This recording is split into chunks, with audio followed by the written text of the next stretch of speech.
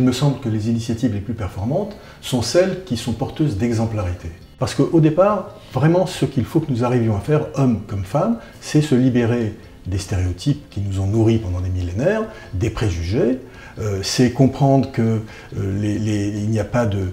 les métiers n'ont pas de sexe, ce qui compte c'est les compétences uniquement.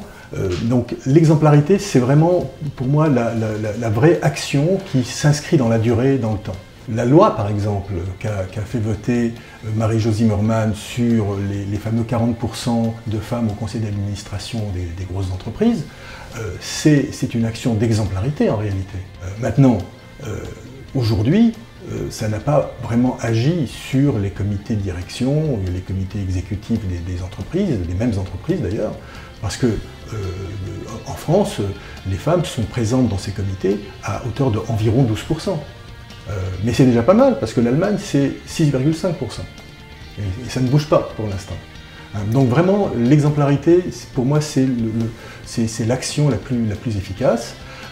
Et puis, il y a un autre aspect, et certaines entreprises le font déjà, c'est d'ajuster le temps professionnel au temps de la vie privée.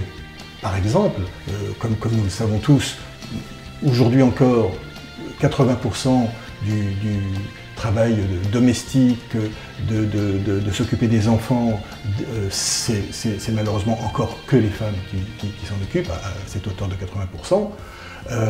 Ça veut dire que l'entreprise doit s'organiser autour de ces réalités-là. Et donc elle doit ajuster son organisation autour de l'organisation de la vie personnelle.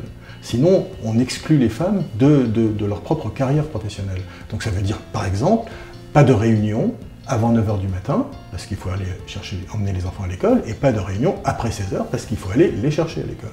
Comme c'est pour encore aujourd'hui la responsabilité en grande majorité des femmes, il faut le prendre en considération quand on organise son temps de travail.